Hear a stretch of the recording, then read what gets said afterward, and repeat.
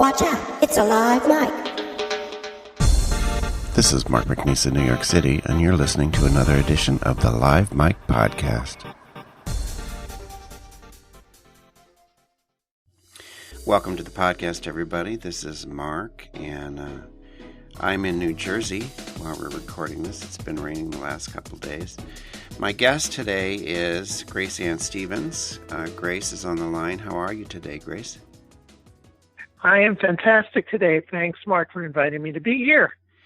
Absolutely, and I had mistakenly thought you were about 20 miles from me because I Googled Lexington, Pennsylvania, but you're not. You're in Massachusetts. I'm in Lexington, Massachusetts, where the shot that was heard around the world was fired back a long, long time ago. Oh my gosh! Now you are you a native of that area? I'm a native of Brooklyn, New York. I'm born and raised in Brooklyn. I went to college in New York City, and I left college and moved up to Massachusetts. So I'm an adopted native. I've been here longer than my native New York, my native Brooklyn. That sounds familiar. I've been in. I go between New Jersey and New York because my husband and I have a house out here in Jersey, but I've been in New York for longer than I left Indiana when I was 18 years old because I came out as a gay teen at 16 in like mid 70s Indiana, which was pretty not very common back then. But anyways, I left there. I fled when I was 18. I got out of Indiana, so I've been in New York longer than I lived in my home state. You know. Uh-huh. Now, I want to just, let's start with a little bit about you. I know that you transitioned at 64. And right. Can you just say a little bit about your life story for people who are not familiar with that? Right. So I'm a transgender woman. I knew and struggled with my gender identity probably since I was 8 years old. And it was hidden all my life. I had no idea in the mid 60s what to do with it, how to do anything about it, or to share with anyone. It was just a big secret and totally buried within me. I did what young boys do. You go to school, you play. I was a math science geek. I became an engineer in college, and shared none of this with anybody else. In the mid-70s, I got married. I was married for 25 years. I presently have 3 adult children and 2 grandchildren. And for all of that time, no one ever knew the internal struggle, the internal battle that I had gone through and was living through on a day-to-day basis. I was a provider. I was a husband. I was a father. Did all of those things. And yet there was something that didn't feel right, that wasn't right, and I didn't know how to deal with it. I thought I was sick. I thought I was wrong. I didn't know what to deal with it. Eventually, in 2001, I split up with my wife for other reasons, and I didn't really come to terms with the fact that I was not only transgender, but transsexual until around 2008 and 2009. And then I found resources up in the Massachusetts area, the Tiffany Club of New England. I started going in mid-2008, and by 2010, I realized that I needed to transition. And in 2011, in April of 2011, I had facial surgery and transition. I was working in 2 workplaces. During the day, I was a program manager in the tech world. And in the evening, I was a mental health clinician at a substance abuse clinic. Mm-hmm. Do you, are you out of those fields? Presently, I'm retired. Okay. What happened is my tech job ended in 2013, and then I had already transitioned 2 years before, and I was working part-time in the evenings as a counselor, so I kept doing that. But I decided that if I was ever going to write my book and be an author, I would do that, and I released my first book in January of 2015. And in the following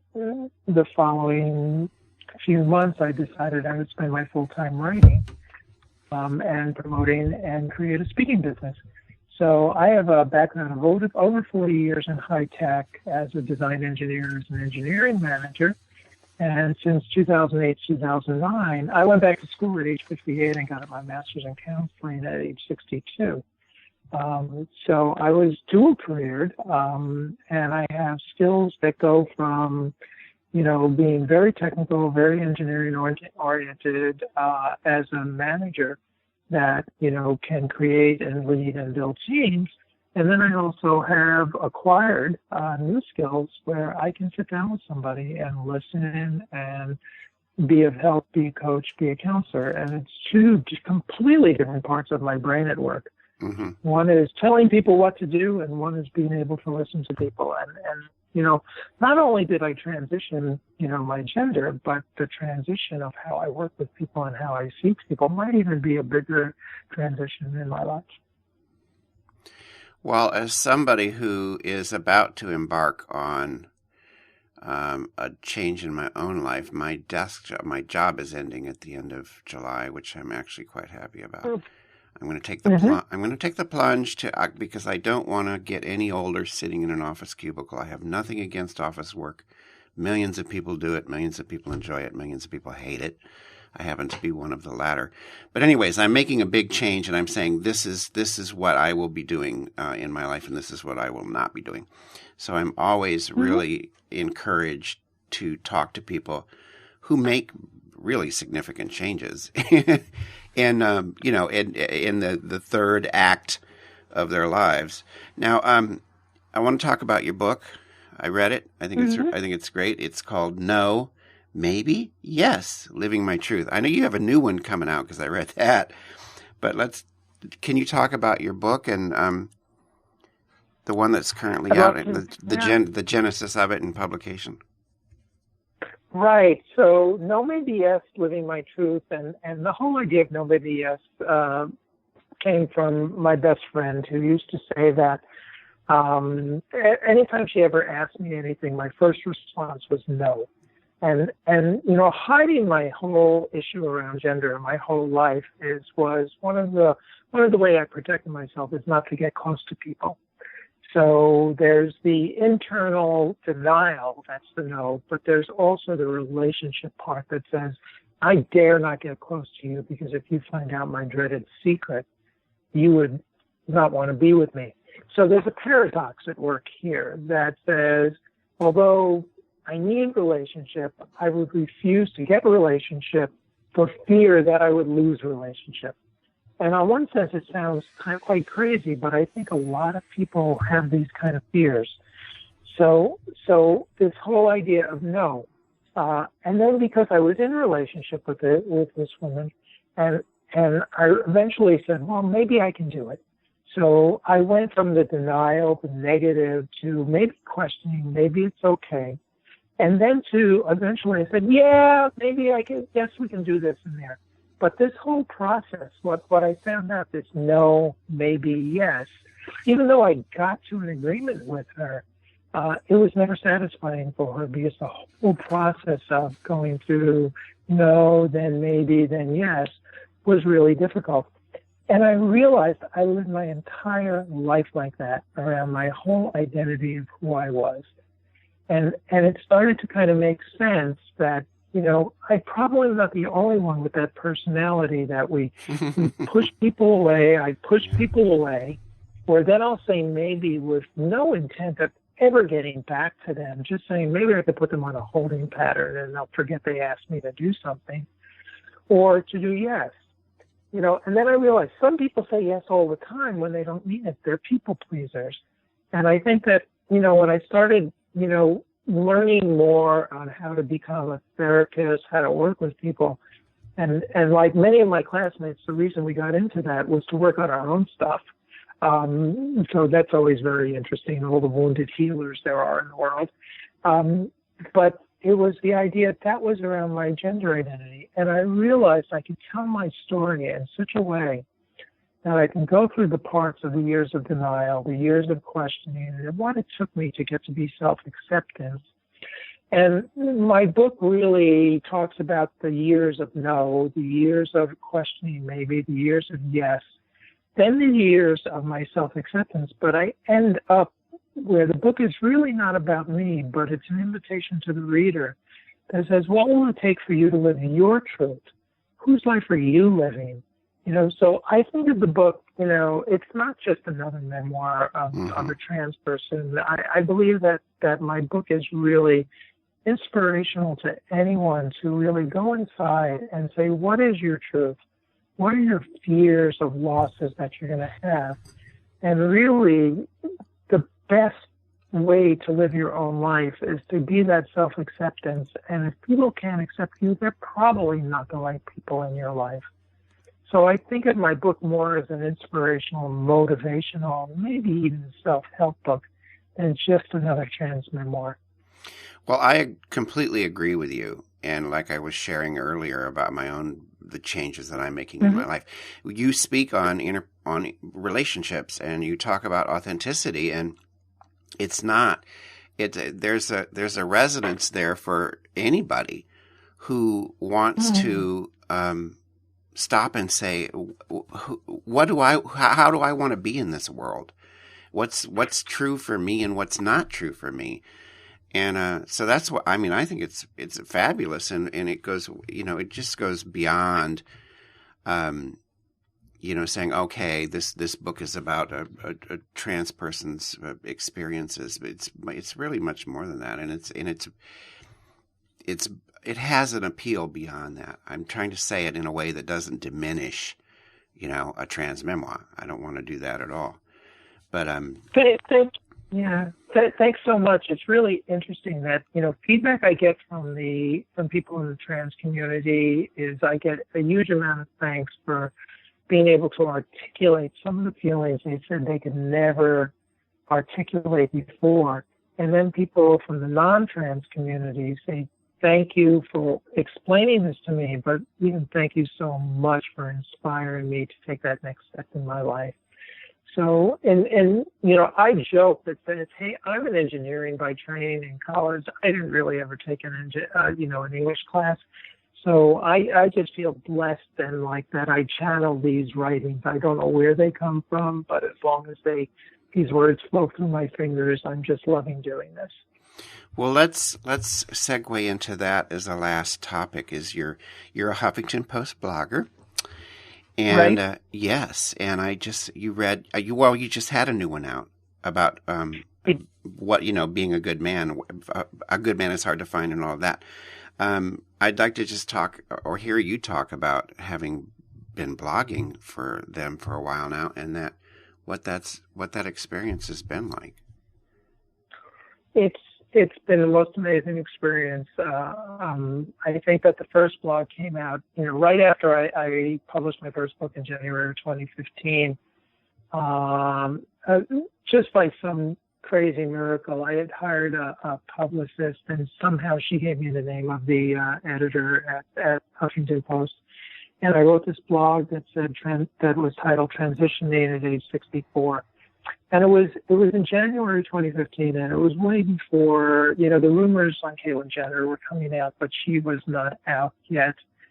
And, I kind of was saying, wow, my story of transitioning in my 60s is really a good story, and how do I get it out there, and how do I kind of, get my name out there and push the book? And they allowed me in at Huffington Post as a blogger, and they published that first blog, and it kind of went viral. Mm-hmm. And I'm going, okay, what do I do now?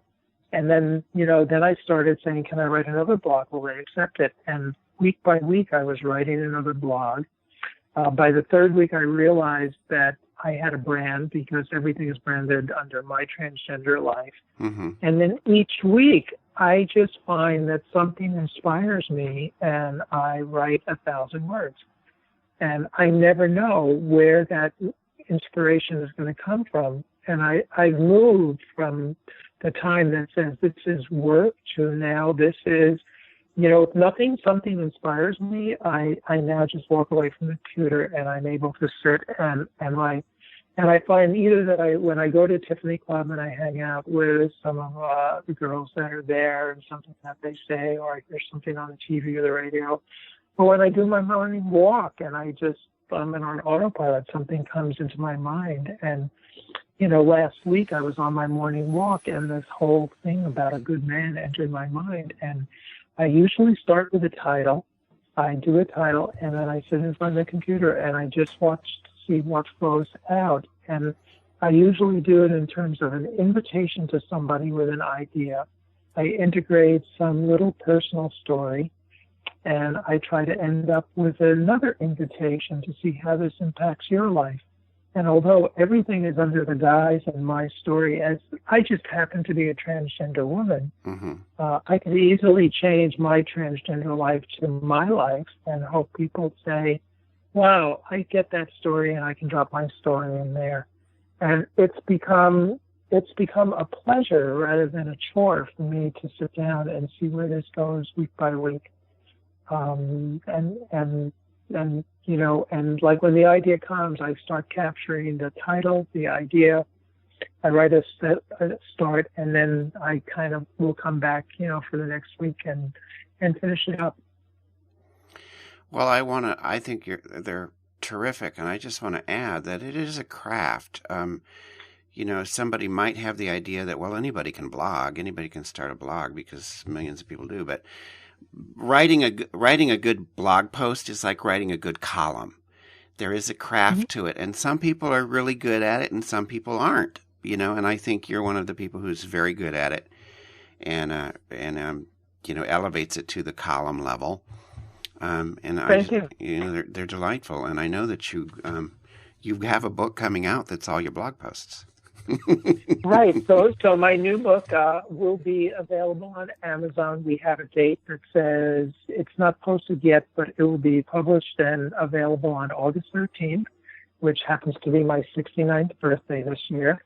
So I'm giving myself a birthday present. It's titled Musings on Living Authentically.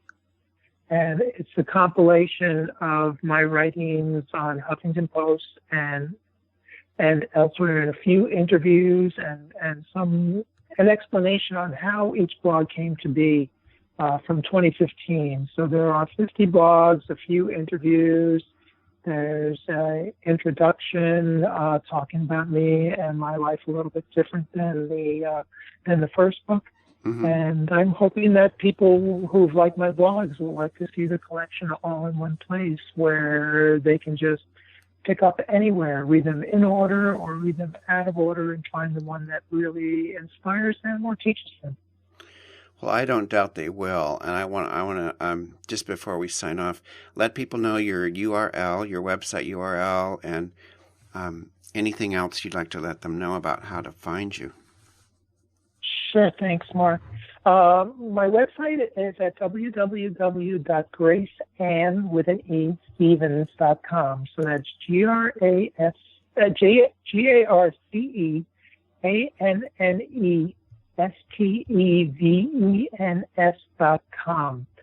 One of the great things on my website right now, as I'm a motivational speaker, is there's a 7-minute video that I've done. It's a beautiful 7-minute video that shows me in action in a group at a speaker showcase. So I'm in front of 100 other speakers. That's there. So take a look at that. If you have any organization that would love to bring me in, I would love to come and speak to you. If you have any questions, there's ways to contact me on that website. Again, you can find me on Amazon for my books at Grace Anne Stevens or through the website. Is that it? Okay. I think so, yeah. That covers it, and I want to thank you so much for coming on the podcast. You certainly made my day with your energy and just your and also just the whole focus of living out the life that we want to live out. The story, we only have one story. Well, we may have multiple stories, but it's our story to tell, and how am I going to tell it? I love being encouraged to do that. So, Mark, I wish you luck on the new challenges, the new step in your life, and living your truth. And one of the things that I will tell people all the time, nothing is impossible. Find your truth, be who you are, live it. The people that need to be in your life, they will stay in your life. Wonderful. Thank you again, Grace. Enjoy the rest of your weekend, and I'm sure we will communicate again. Great. Thanks, Mark. Yep. Bye. Bye.